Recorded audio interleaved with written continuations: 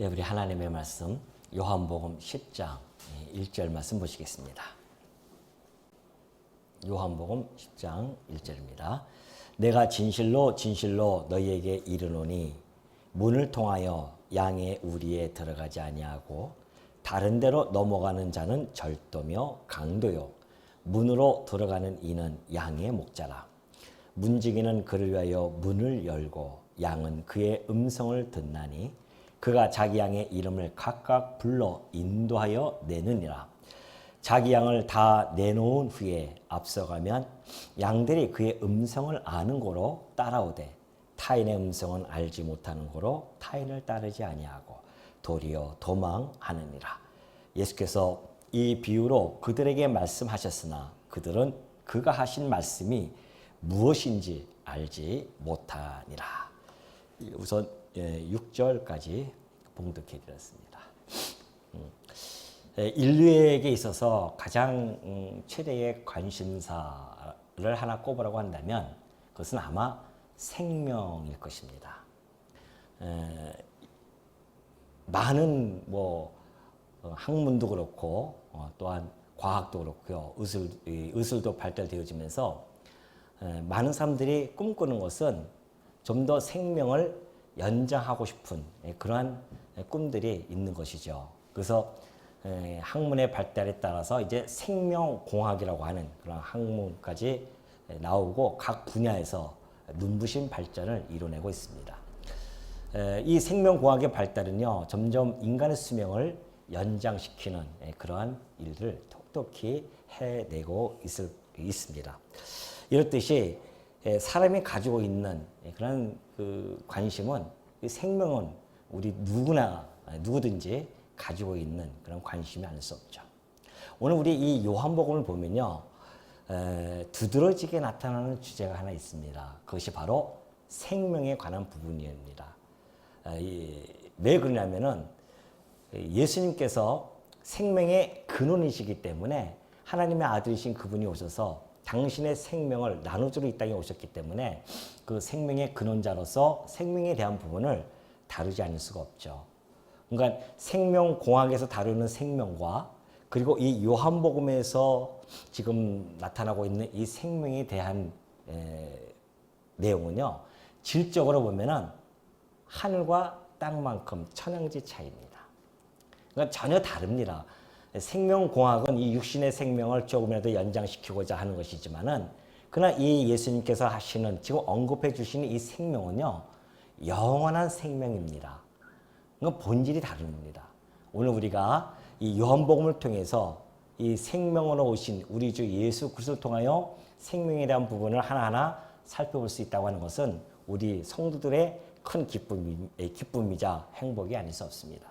자, 우리가 예수님이 오셔서 생명에 관한 부분들을 여러 방향으로 또한 여러 분야를 통해서 설명해 주고 있습니다. 보면 이렇게 돼 있죠. 생명이 있는데 예수님께서 오셔서 이제 나는 생명의 떡이다, 그렇게 또 설명을 해주지 않습니까? 그리고 또 생명의 빛이다, 이렇게 설명해 주고 있습니다. 그리고 이 생명의 떡과 빛이라고 하는 것을 예수님이 말씀해 주시고 그걸로 끝나면은 아무 의미가 없습니다. 그래서 생명의 떡인 줄, 또한 생명의 빛인 줄 아시도록 증명해 가신다고 했죠. 그래서 이것이 바로 오병이어에 대한 표적이고, 이 빛이라고 하는 것은 맹인의 눈을 뜨게 함으로 말미암아 생명의 빛이심을 보여주십니다. 오늘 우리 이 10장서부터 11장까지 보면은 역시 마찬가지예요. 우리 주님께서 생명에 대한 이야기를 계속 연소시켜서 나갑니다. 근데 여기서는 선한 목자로서 생명을 주시는 그러한 생명의 주이심을 가르쳐 주십니다. 나는 생명의 주다, 선한 목자로서 양떼들에게 생명을 주는 생명의 주다, 이렇게 이제 설명해 가고 계시거든요. 그리고 나서는 이 생명의 주라는 사실을, 생명을 주시는 분인 줄을 어떻게 보여주시냐면은 바로 11장에서 나사로의 그 죽었던 나사로를 살리는 사건을 통하여 생명의 주인이심을 명백히 밝혀주십니다. 이것이 지금 요한복음에서 흐르고 있는, 전개되어지고 있는 그런 내용입니다. 흐름이죠. 그래서 우리가 계속해서 지금 생명에 대한 부분을 살펴보기 때문에 세상에서 누가 이런 생명에 대해서 이야기하는 자가 아무도 없잖아요. 오로지 생명의 근원만이 이런 이야기들을 할 수 있고 이런 표적을 통하여 입증해낼 수가 있습니다.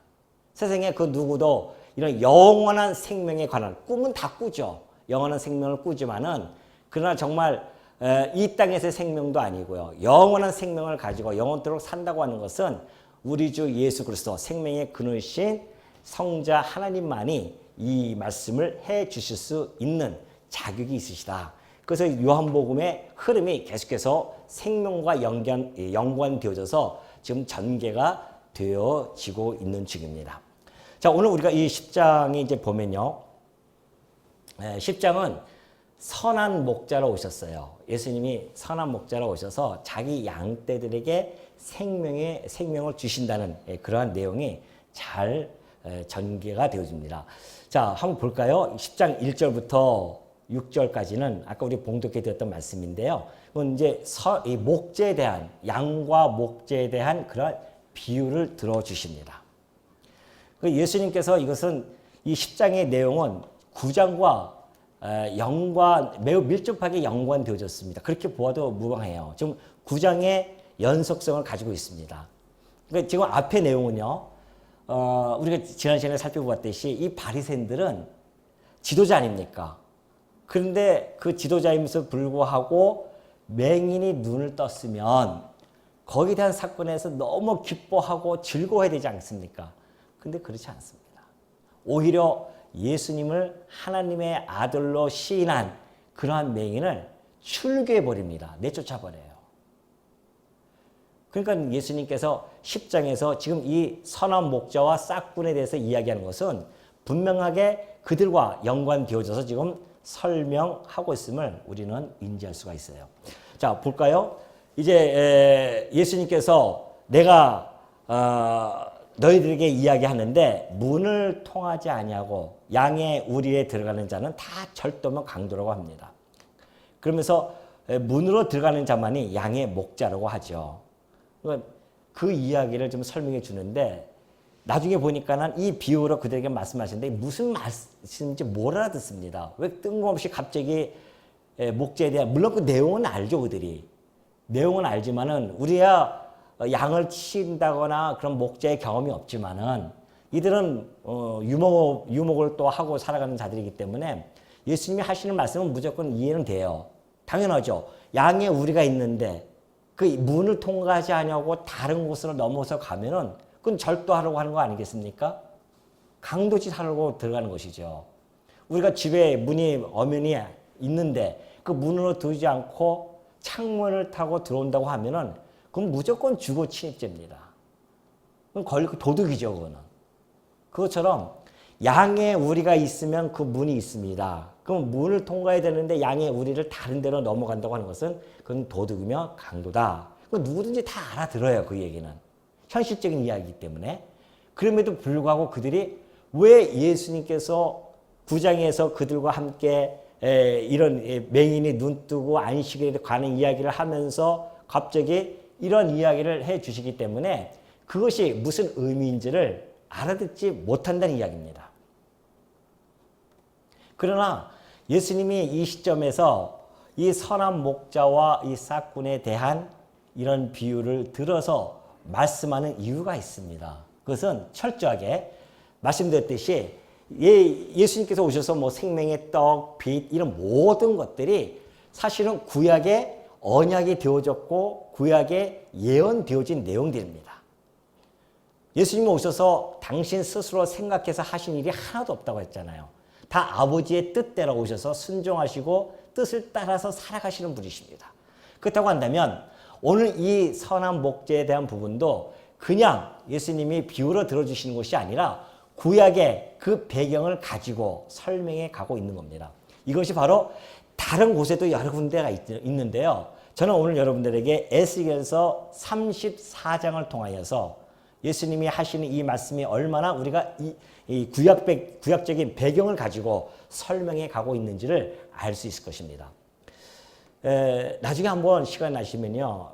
한번 요거 에스겔서 34장을 천천히 1절부터 마지막 절까지 한번 살펴보시기 바랍니다. 저는 몇 구절만 제가 따서 이렇게 여러분에게 한번 소개를 해드리도록 하겠습니다.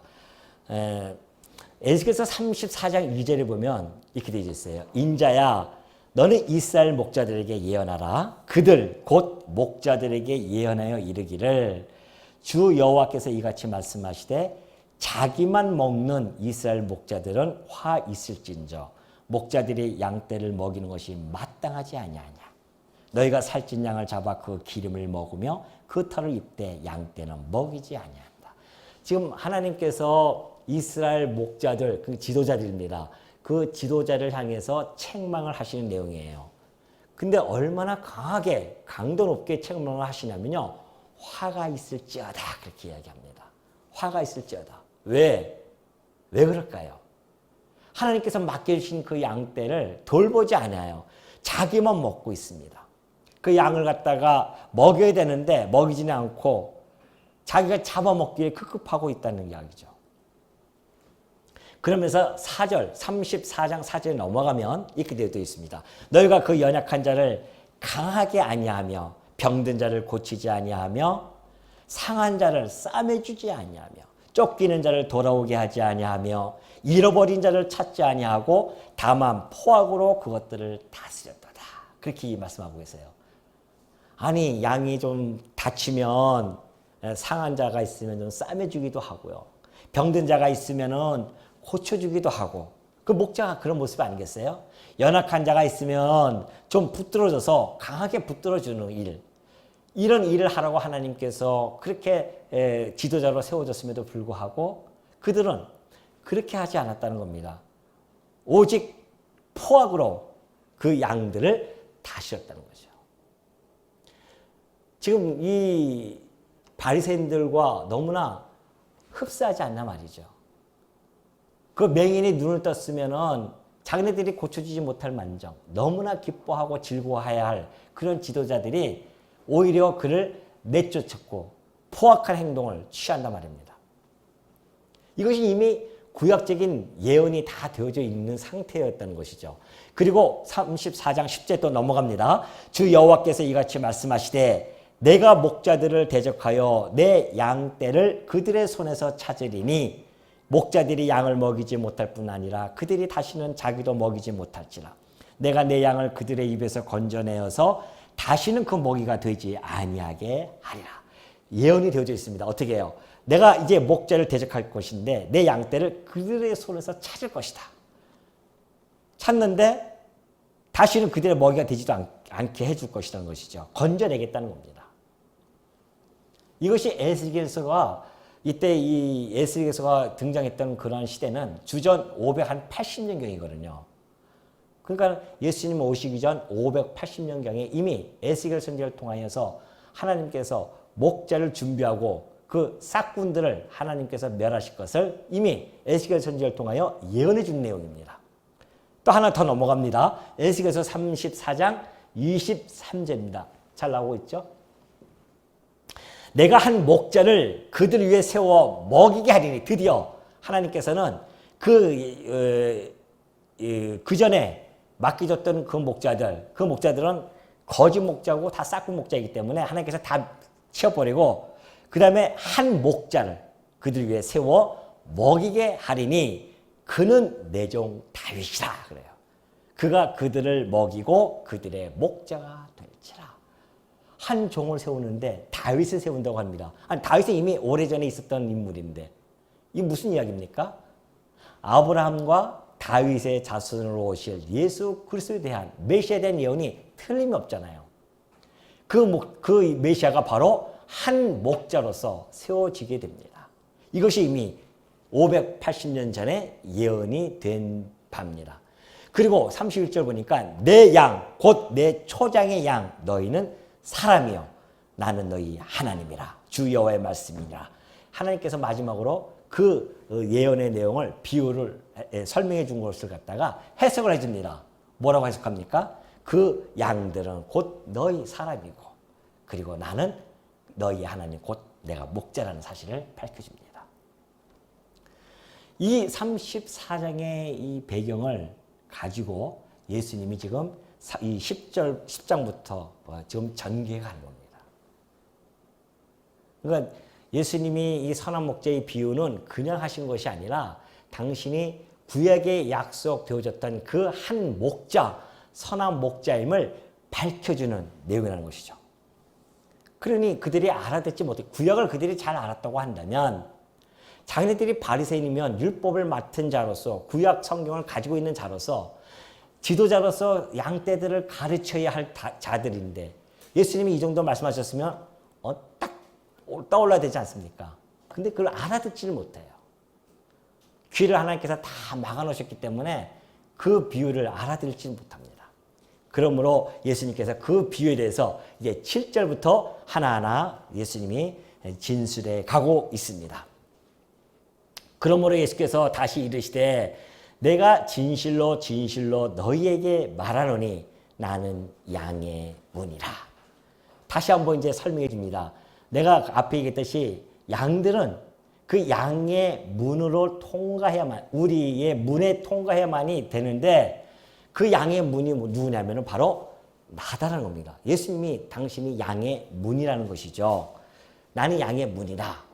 그러니 나보다 먼저 온 자는 다 절도요 강도니 양들이 듣지 아니하였느니라. 내가 문이니 누구든지 나로 말미암아 들어가면 구원을 받고 또는 들어가며 나오며 꼴을 얻으리라.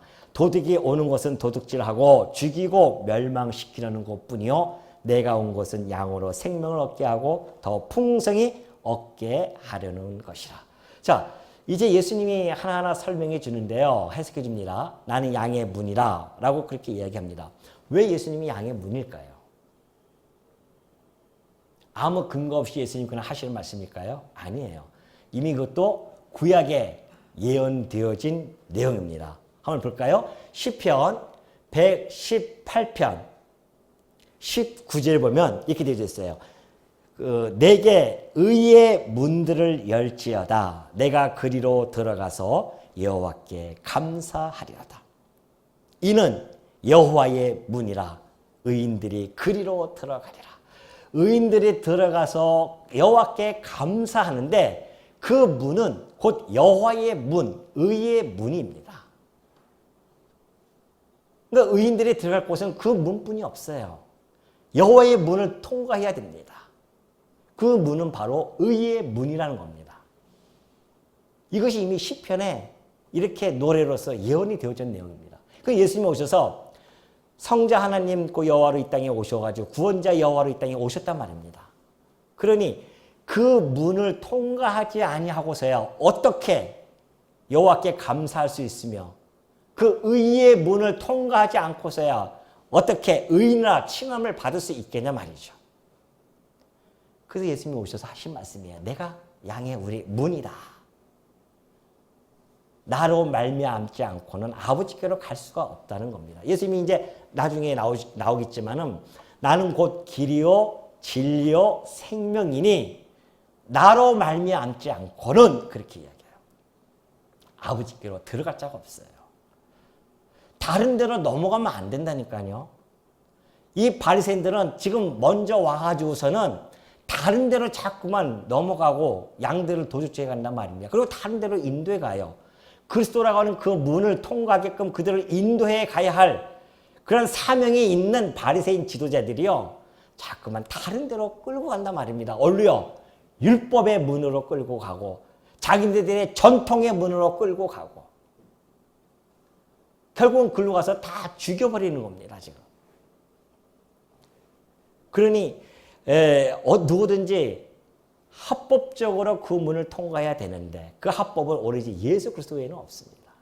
아무리 내가 주의 이름으로 귀신을 쫓아내고 아무리 뭔 일 다 한다 하더라도 우리 주님께서 불법을 행하는 자들 하면 끝나는 겁니다. 그러니 이 땅에서 그리스도 외에 다른 문을 열심히 지금 두드리는 자들이 얼마나 많이 있습니까? 어떤 자들은요. 수행이라고 하는 문을 두드리고 있습니다. 자기가 어떤 수행을 하면 그런 세상과 동떨어져서 죄도 안 지으려고 애쓰고 그래서 수행을 하면서 혼자 살아가는 사람들이 많이 있습니다. 그 수행의 문을 통과하면 구원을 얻을까요? 어떤 자들은 선행과 공덕이라고 하는 걸 통하여서 그 문을 통해서 구원을 얻고자 애쓰는 사람들이 참 많이 있습니다. 그 문을 통과한다고 구원에 이를 수 있겠냐 말이죠.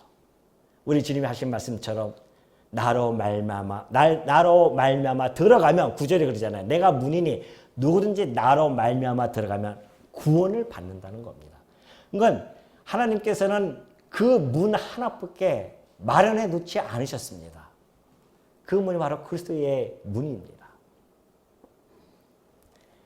그러니 그 율법, 전통 이런 문으로 들어가서 하는 모든 행동들은 다 도적의 행위들이고 자기 사리사욕을 채우는 그러한 자들임을 예수님이 밝혀주고 있죠. 지금 에스겔에서 선지자를 통해 보여줬던 그런 내용을 예수님이 지금 과감하게 그들에게 전달해주고 있는 것입니다. 그러니 여러분 이 바리새인들은요, 자기네들의 예수님이 그래 하신 말씀이 그래요. 너희들은 교인 하나를 얻고자 바다와 육지를 헤매고 다닙니다. 그런데 교인 하나를 얻었어요? 그러면 그 교인을 자기들보다 더 배나 지옥의 자식으로 만든다는 겁니다. 왜? 하나 교인을 얻고서는 너 이 율법을 통해야만이 네가 구원에 이를 수가 있다라고 그렇게 끌고 가니 더 지옥의 자식 되지 않습니까? 율법으로는 구원의 문에 이를 수 없는데 오로지 은혜의 문인, 의의 문인 그리스도의 문을 통과해야만 되는데 그뿐입니까? 들어가며 나오며 꼴을 얻습니다. 그리스도의 문에 들어가는 자들, 그리스도의 문을 나오는 자들, 들어갔다 나오는 자들은요, 들어가면서 나오면서 꼴을 얻습니다. 율법에 보면 그런 말씀이 있어요. 하나님께서 너희들이 그 땅에 들어가며 나의 이 율법을 잘 준행하면, 순종하면 어떻게 해요? 들어가도 복을 받고 나가도 복을 받으리라. 이게 그 말씀입니다. 우리가 예수 그리스도 앞에 순종하고 들어갔다가 나오고 그리스도 안에 거하면서 살아가는 자들은요, 만사가 형통하다는 겁니다. 들어가도 꼴을 받고 나와도 꼴을 받는 그러한 정말 형통한 자로서 복된 자로서 삶을 누릴 수 있다는 것을 우리 주님께서 지금 밝혀주고 있습니다. 그러면서 도둑이 오는 것은 도둑질하고 죽이고 멸망시키는 것, 도둑질이 하는 일은 그것뿐이 없습니다. 도둑질해요. 그러면 그걸 끝나면 다행인데 또 죽이고요. 더 나아가서는 멸망까지 시킵니다. 그러나 우리 주님이 온 그 목적은 전혀 달라요. 나는 양으로 생명을 얻게 하러 왔다 그래요. 양에게 생명을 얻게 하러 온 겁니다. 영원한 생명을 주러 오셨다는 거죠. 그걸 직접 다 보여주고 계십니다. 생명의 떡으로, 생명의 빛으로, 생명의 주로. 그걸 다 입증해 가고 계시지 않습니까? 그래 우리가 믿을만 하지 않습니까? 아, 우리에게 영원한 생명을 주실 수 있는 유일한 분이시구나 라는 사실을 우리가 충분히 인지할 수가 있습니다. 더뿐만이 아니에요. 더 풍성히 얻게 하려는 것이라. 영원한 생명을 얻은 가운데서요, 이 땅에 살아가면서 풍성한 걸 얻습니다. 사랑을 모르던 자들이 사랑을 알게 되어져요. 하나님으로부터 사랑을 받고 그 사랑을 느끼고 그 감동하고 감격 속에서 우리가 또 서로 사랑을 나눌 수도 있게 됩니다. 하나님으로부터 크신 은혜를 날마다 체험하며 살아갑니다. 하루하루 삶이 여러분 은혜와 감동 속에 살아가지 않냐 말이죠. 오늘 하루도 하나님께서 은혜로 나를 붙들어 주지 아니하시면 내가 오늘 어떻게 하루 동안 살며 기도할 수 있겠나이까? 그런 찬송이 우리의 입술에서 어찌 안 나올 수 있겠냐 말이죠. 우리는 날마다 그러한 찬송을 하면서 살아간단 말입니다. 하나님께서 우리의 삶을 얼마나 풍성하게 이끌어 가시는지를 우리는 느끼면서 살아가는 성도들 아니냐 말이죠. 저만 느낍니까? 여러분은 안 느끼십니까? 아침부터 밤늦게까지 하루 살아가면서 그것이 하나님의 은혜인 줄을 성도만이 그걸 깨달을 수 있지 않겠냐 말이죠. 세상 사람들이야 하루 평안하게 살았으면 아유 오늘 운 좋다. 오늘 참 행운이 좋았구나. 이렇게 치부해 버립니다. 그리고 성도는 그러지 않잖아요. 하나님의 은혜로서이다. 당신의 은혜가 내 삶 속에서 풍성하게 나옴으로 말미암아 내가 오늘 하루도 아무 걱정 없이 하루 내가 살았나이다. 그러면서 하나님을 찬송할 수 있지 않냐 말이죠. 그리고 날마다 우리는 우리 주님께서 말씀하셨듯이 이 세상 그 누구도 빼앗을 수 없는 그 평강과 평안을 주신다고 했던 것처럼 우리 성도는 이 땅에 살아가면서 화평 속에서 평안한 가운데 살아가고 있지 않냐 말이죠. 얼마나 풍성하고 우리는 평안 속에서 살아가고 있습니까? 이 세상에 어떠한 재난이 온들 아니 우리는 두려움이 없단 말입니다. 왜? 우리에게는 영원한 것이 있으니까. 잠시 없어지는 이 세상에 우리의 마음이 이곳에 치심하고 있지 않기 때문에 우리는 영원한 것을 바라보는 자들이기 때문에 두려움 없이 이 땅을 살아갈 수 있단 말입니다. 이것이 얼마나 우리에게 풍성함입니까? 그러니 우리가 행복감 속에서 살아가지 않겠냐 말이죠. 성도로서 날마다 행복감을 누리지 못한다고 한다면 우리의 신앙이 지금 핀트가 잘못 나간 거죠. 어떻게 우리가 행복하지 않을 수가 있습니까? 날마다 기뻐할 수밖에 없죠. 바울은 그 고통 속에서 성도들에게 편지를 뭐랬습니까? 그 육체적인 고통 속에서 항상 기뻐하라. 뭐가 이렇게 기뻐할 것이 있다고 그렇게 기뻐하라고 합니까? 너의 삶이 풍성하니 너는 항상 기뻐하라는 겁니다. 하나님 자녀되는 권세만 하나만 그것만 깨달아도요. 우리의 삶은 풍성해질 수가 있습니다. 얼마나 풍성한지 몰라요. 우리 하나님께 찬양거리가 너무너무 많습니다. 오늘 하루 살아가면서 하나님의 찬양거리가 차고도 넘김이 있습니다. 그걸 우리가 발견하지 못했다고 하는 것은 하나님의 그 크신 은혜 안에 그 은혜를 깨닫지 못하고 있는 것뿐입니다. 안 그래요. 날마다 하나님의 크신 은혜는 차고도 넘치게 우리들에게 지금 보여주고 있습니다. 그것을 깨닫는 자가 참 복된 자죠. 하나님의 이 글을 통하여 나타나는 이 풍성함은요. 성도에게만 나타나는 건 성도들에게 나타났지만 온 세계의 다양한 분야에서 다 나타납니다. 정치, 경제, 사회, 문화, 예술, 종교 어디든지 그 영향력을 끼치지 않는 데가 없어요. 얼마나 풍성하게 나타납니까? 영감들의 이 성경 말씀을 통해서 수많은 사람들이 영감을 얻고 살아가지 않냐 말이죠. 영원한 생명을 얻게 할 뿐만이 아니라 더욱 풍성하게 얻게 하려는 우리 주님의 이 말씀은 그대로 지금 이루어져서 그 가운데 현장에서 우리는 살아가고 있는 중입니다. 자, 11절 보면요. 11절부터 15절까지 보면은 이제 선한 목자와 싹군의 이 분별법이 나와요. 이제 특성이 나온다는 얘기죠. 자, 나는 선한 목자라. 선한 목자는 양들을 위하여 목숨을 버리거니와 싹군은 목자가 아니요 양도 제 양이 아니라 이리가 오는 것을 보면 양을 버리고 달아나나니 이리가 양을 물어가고 또 해치느니라. 달아나는 것은 그가 싹군인 가득에 양을 돌보지 아니함이나 나는 선한 목자라. 나는 내 양을 알고 양도 나를 아는 것이 아버지께서 나를 아시고 내가 아버지를 아는 것 같으니 나는 양을 위하여 목숨을 버리노라. 완전히 다릅니다. 그러죠? 선한 목자와 이 싹군은 그 성격이 전혀 달라요.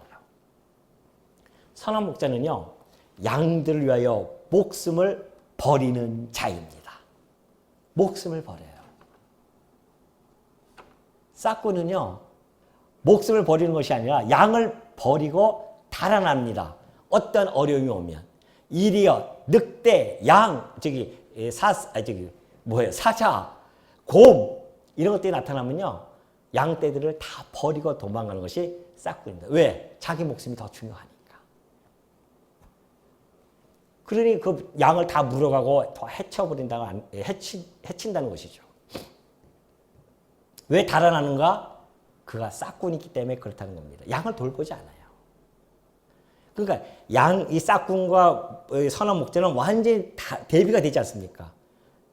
이 선한 목자는 자기 양을 위하여 목숨을 버릴 뿐만 아니라 사꾼이 했던 모든 일들에 대한 대비적으로 설명이 되어질 수 있단 말입니다. 양을 버려요? 절대 안 버리죠.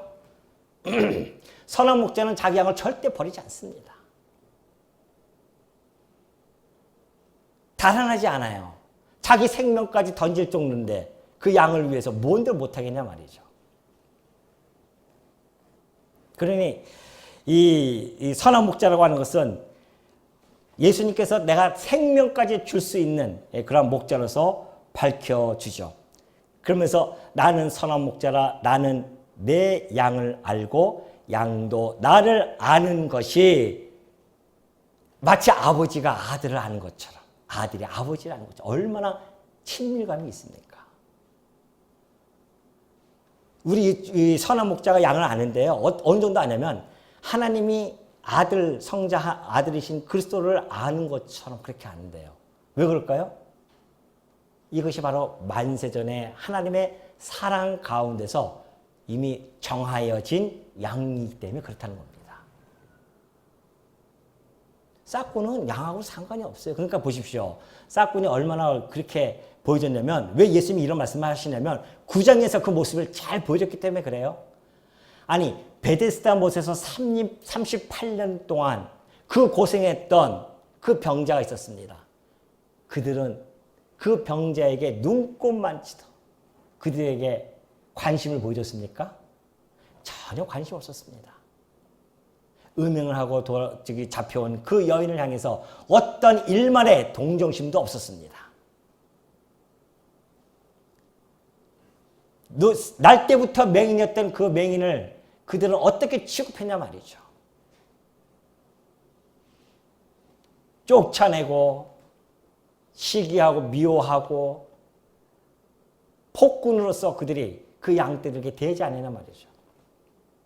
그 모습을 지금 예수님이 10장에서 적나라하게 밝혀주고 있는 겁니다. 그들은 양을 다 버리고 도망가는 자들이다. 그런 내가 온 곳은 그 양을 지키러 왔다는 겁니다. 여러분 거기 4절에 보면 그러잖아요.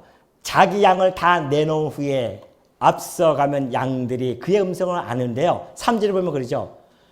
양의 이름을, 그 목자는요, 양의 이름을 각각 불러 인도하여 냅니다. 여러분들, 우리 주님이 여러분을 부를 때요, 대구장로교회 하면서 이렇게 통째로 부른 게 아닙니다. 여러분의 이름을 각각 부르셔요. 어떤 분들은 자기의 자존감을 아주 찾지도 못하고 열등감 속에서 살아가시는 분들도 있습니다. 성도라고 하면서. 안 그래요. 일찍이 우리 하나님께서 그런 말씀하십니다. 야곱아, 너를 창조하신 그가, 또한 이스라엘 너를 지으신 그가 이제 말씀하시는데 너는 두려워하지 말라고 합니다. 왜 그럴까요? 내가 너를 구속하였고 내가 너를 어떻게 지명하여 불렀나니 너는 내 것이라. 이사야 선지자를 통하여서 우리 주님이 하신 말씀입니다. 우리 주님은요, 일일이 각각 지명하여 부르십니다. 한 명 한 명씩 호명해요. 얼마나 친밀성이 있으시고, 그리고 그 부르는 양들은요, 절대 버린 법이 없습니다. 그리고 그 선한 목자는 그 양들을 불러서 앞장서서 그 양들을 끌고 갑니다. 어디로 갈까요? 그 양들을 돌보십니다. 온갖 위험과 온갖 짐승들의 그 해침으로부터 우리 선한 목자는 지켜나가십니다. 마치 다윗이요, 그런 얘기 했잖아요. 다윗이 자기의 양떼를 지키는데 어떻게 지킨 줄 아십니까? 물맷돌을 가지고서는, 또는 막대기를 가지고 사자와 곰과 그리고 늑대가 오면요, 그것을 자기 생명을 걸고 양떼를 지켰습니다. 그걸 잘 노래하고 있지 않습니까? 그것처럼 우리 주님은, 다윗은 바로 예수 그리스도 오실 자에 대한 그러한 예표적인 인물이 아닙니까? 그 선한 목자로 이 땅에 오셔서 당신의 양떼를 그렇게 돌보고 가십니다. 그러면서 쉴만한 물가로 인도해 가시고요. 그리고 푸른 초장으로 인도해 가십니다. 물론 가는 도중에 여러 가지 어려움이 있죠. 때로는 광야 같은 곳으로 갈 수도 있습니다. 그때의 양들이 쫓아가면서 어떤 양들은 그렇게 이야기합니다. 음매하면서 목소리도 힘 하나도 없이 무엇을 먹을까, 무엇을 마실까 이렇게 하고 간다니까요. 음매하면서 목소리도 힘도 하나도 없어요. 아니 선한 목자가 지금 앞장서서 푸른 초장과 쉴만한 물가로 인도에 가신다는데 그걸 믿지 못하고 뒤쫓아가면서 그렇게 좀 쫓아가는 양들이 얼마나 많이 있냐 말이죠.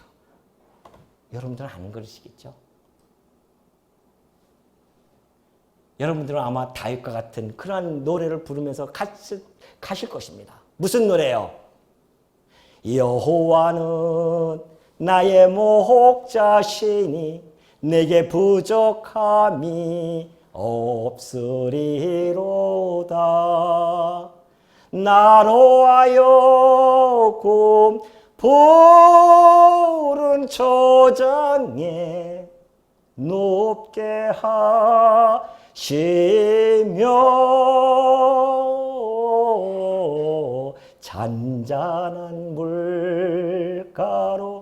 잔잔한 물가로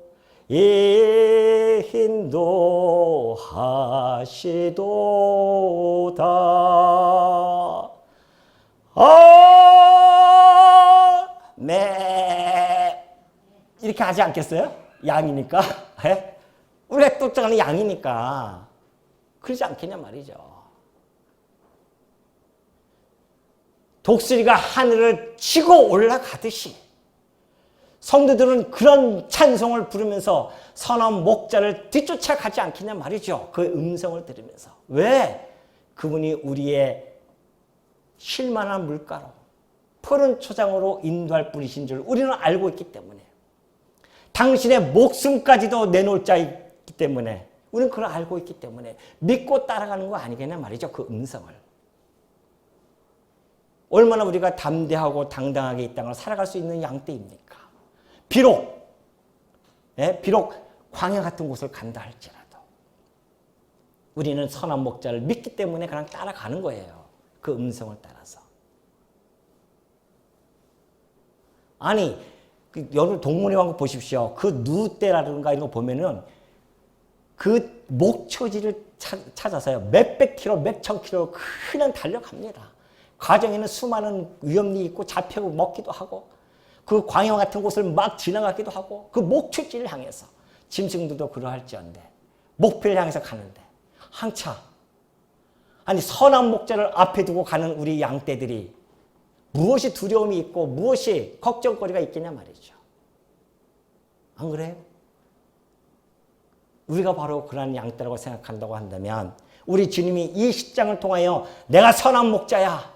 나는 너희들에게 목숨을 버릴 것이고 나는 너희를 돌보는 자이며 너희를 결코 떠나지 아니할 것이며 너희를 버리지 아니할 것이다.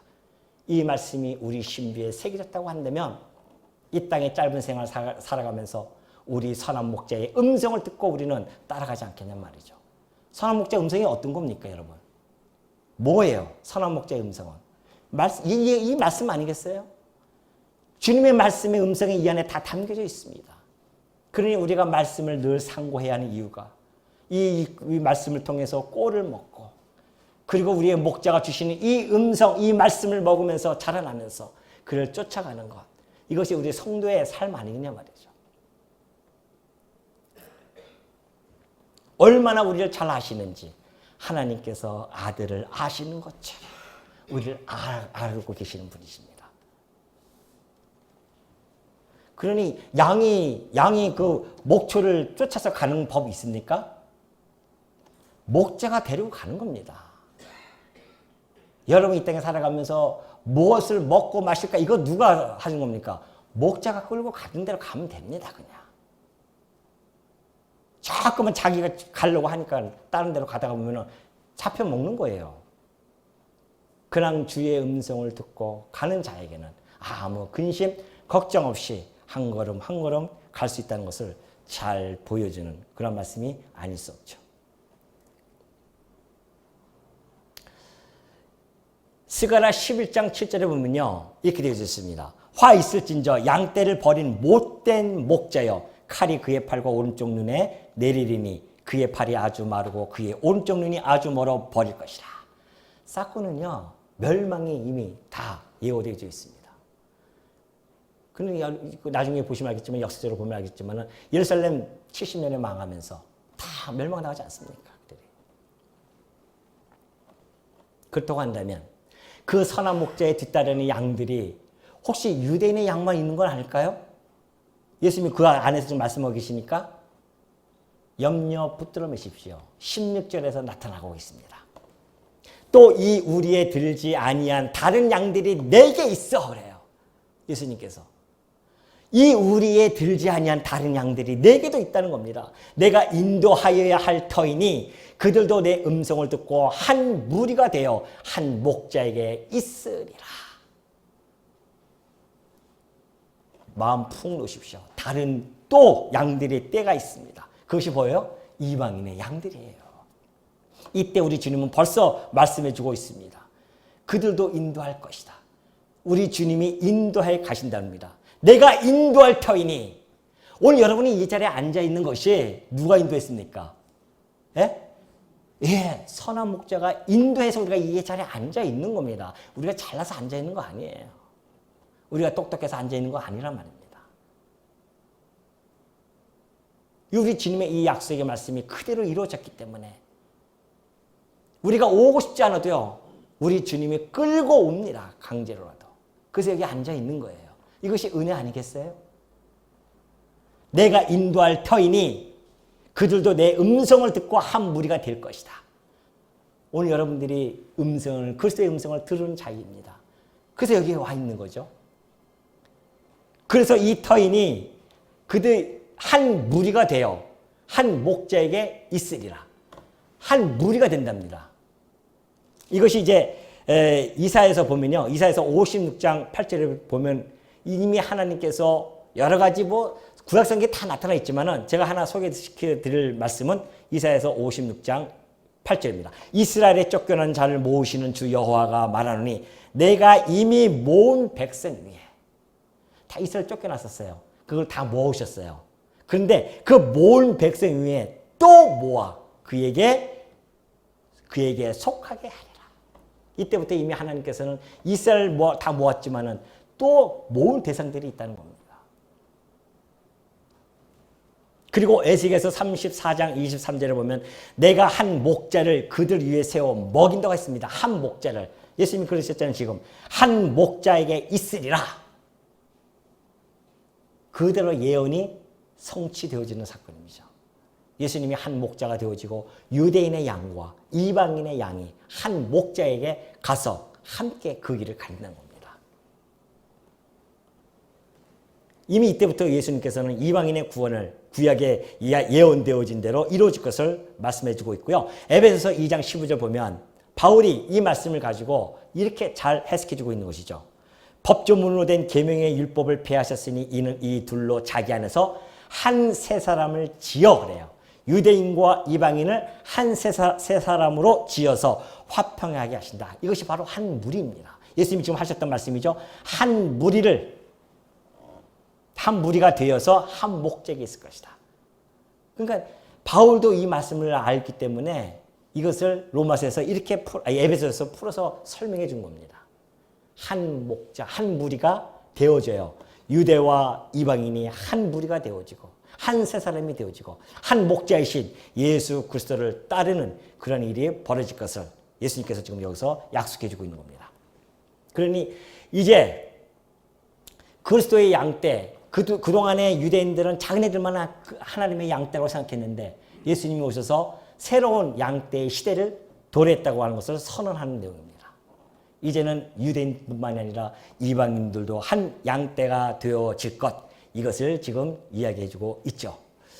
자, 그러면서 17절 보면 내가 내 목숨을 버리는 것은 그것을 내가 다시 얻기 위함이니 이로 말미암아 아버지께서 나를 사랑하시느니라. 이를 내게서 빼앗는 자가 있는 것이 아니라 내가 스스로 버리노라. 나는 버릴 권세도 있고 다시 얻을 권세도 있으니 이 계명은 내 아버지에게서 받았노라 하시니라.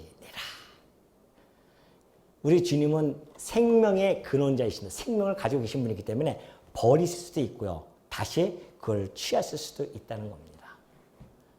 바리새인들은 예수님을 십자가 못 박을 때 자기네들이 승리했다고 큰 소리 칩니다. 의기양양합니다. 자기네들이 죽였다고 합니다. 그 전에 예수님이 벌써 말씀해 주신 거예요. 내 목숨을 빼앗을 자는 아무도 없다. 내가 스스로 내가 목숨을 버리는 거라는 겁니다. 왜? 그래야 구원의 가치가 높아지는 겁니다. 구원의 가치가 예수 그리스도께서 만약에 그들의 손에 어쩔 수 없이 강제적으로 죽임을 당한다고 한다면요. 그 구원의 가치는 있을 수가 없는 겁니다. 그러나 우리 주님은 억지로 그들의 강제적으로 죽어야 할 이유도 없고요. 왜? 죄가 없으신 분이시고 의인이시기 때문에 그래요. 그럼에도 불구하고 그가 죽으시는 것은 스스로 목숨을 버리는 겁니다. 그러니 십자가에서 내가 죽을 때 절망할 필요도 없다. 그 죽음이 내가 스스로 원하는 건데 내가 아버지께 순종함으로 말미암아 이 일을 행하는 것이다. 내가 아버지께 순종함으로 아버지가 나를 얼마나 사랑하는지를 보여주는 거죠. 아들과 아버지의 관계가 얼마나 좀 밀접하고 그리고 친밀하고 하나이시기 때문에 그 일을 명령을 수행해 나가시는 우리 주님께서 그 명령을 내가 지금 받았기 때문에 이 일을 해 나가신다는 것을 밝혀주죠. 그러니 나는 버릴 권세도 있지만은 생명을 다시 얻을 권세도 있다. 왜? 생명의 주이시니까. 생명의 떡이고 생명의 빛이신 분인데 당신이 생명의 근원자이신데 누가 그 생명을 건들 자가 있겠습니까? 그러니 힘이 약해서 생명을 버리신 것이 결코 아니라는 겁니다. 자, 그러면서 이제 19절 보면은 이 말씀으로 말미암아 유대인 중에 다시 분쟁이 일어나니 그 중에 많은 사람이 말하되 그가 귀신 들려 미쳤거늘 어찌하여 그 말을 듣느냐 하며 어떤 사람은 말하되 이 말은 귀신 들린 자의 말이 아니라 귀신이 맹인의 눈을 뜨게 할 수 있느냐 하더라. 여전히 그들은 분쟁이 일어납니다. 둘이 갈라질 수밖에 없죠. 어떤 자들은 귀신 들렸다. 이게 무슨 소리냐. 지 목숨을 자기가 던지고 다시 취하기도 하고 버리기도 하고 다시 취하기도 한다는 이런 이야기들. 왜 자기의 목숨을 양떼를 위해서 버린다. 이런 이야기들. 도대체 이해할 수가 없다. 귀신이 들리지 않고서야 무슨 이렇게 헛소리 한다. 막 이런 이야기죠. 한편에서는 아니다. 곰곰이 들어보니까 그의 말씀이 뭔가 중함이 있다. 왜? 아니 그가 어떻게 귀신 들린 자가 어떻게 맹인의 눈을 뜨게 할 수 있으며 38년 된 병자의 몸을 일으킬 수 있으며 자기네 눈으로도 똑똑히 보니까 뭔가 이상하다는 것이죠. 그래서 그들의 의견은 또 양분되어지는 결과를 나타납니다. 오늘 여러분 우리 주님께서 선한 목자로서 이 땅에 오셨음을 분명히 밝혀주었고 그분의 성격을 분명히 밝혀줬습니다. 당신은 우리 양떼를 위하여 목숨을 아낌없이 던지시는 분이십니다. 목숨을 아낌없이 던진다고 하는 것은 우리를 끝까지 책임진다는 이야기고 우리를 끝까지 보호하신다는 이야기입니다. 지금까지 여러분이 사신 것은 그리스도의 그 선한 목자의 보호하심이 있었다는 거 결코 잊어버리지 마시고 그 선한 목자의 음성을 소홀히 여기지 마시고 귀담아 들으시고 귀를 기울이시면서 그 목자의 뒤를 따르시는 우리 성도님들이 되어지시기를 당부드립니다.